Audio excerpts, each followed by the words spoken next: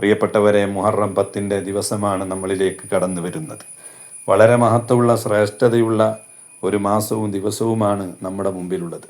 മുഹറം 10 ഈ വർഷം വരുന്നത് വെള്ളിയാഴ്ചയാണ്. നാളെയാണ് വെള്ളിയാഴ്ച.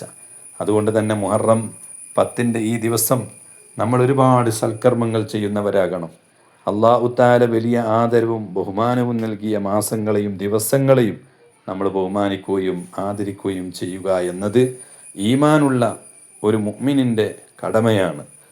തഅ്ലീമു മാ അല്ലമല്ലാഹു വ തഅഖീറു മാ അഖറല്ലാഹ്. അല്ല ബഹുമാനിച്ചതിനെ ബഹുമാനിക്കുക.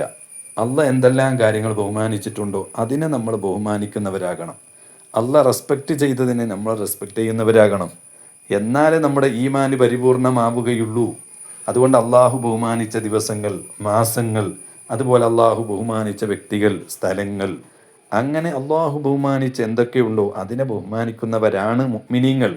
അതുകൊണ്ട് മുഹറം 10 ദിവസം ഈ വർഷം നമ്മളിലേക്ക് വരുന്നത് വെള്ളിയാഴ്ച കൂടി ആയതുകൊണ്ട് തന്നെ വെള്ളിയാഴ്ചൻ്റെ പ്രത്യേകം ഞാൻ പറയേണ്ടതില്ലല്ലോ.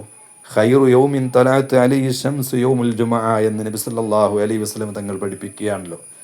ദിവസങ്ങളുടെ നേതാവാണ് വെള്ളിയാഴ്ച. സൂര്യൻ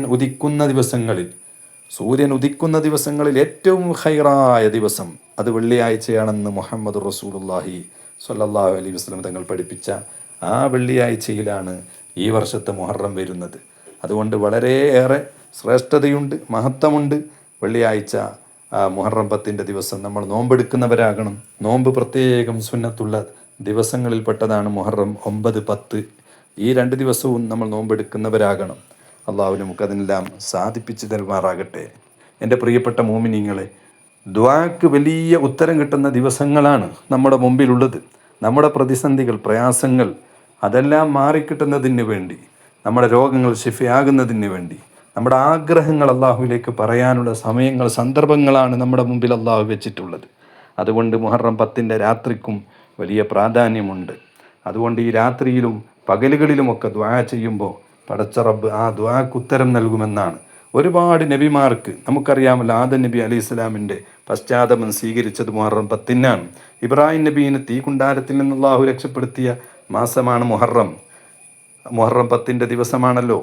അതുപോലെ യൂസുഫ് നബി അലൈഹി ഇസ്ലാമിനെ ജയിലിൽ നിന്ന് മോചിതരാക്കിയതും, അതുപോലെ തന്നെ യൗക്കൂബ് നബിക്ക് കണ്ണിൻ്റെ കാഴ്ച ശക്തി തിരിച്ചു കൊടുത്തതും, മൂസാ നബിയെ ഫിറഔനിൻ്റെ ആ മർദ്ദനങ്ങളിൽ നിന്ന് അല്ലാഹു രക്ഷപ്പെടുത്തിയതും, അങ്ങനെ തുടങ്ങി ഒരുപാട് അമ്പിയാക്കൾക്ക് വലിയ സന്തോഷത്തിൻ്റെ, വിജയത്തിൻ്റെ കവാടം തുറന്നു കൊടുത്ത ഒരു ദിവസത്തിലേക്കാണ് പ്രിയപ്പെട്ടവരെ നമ്മൾ കടന്നു വരുന്നത്.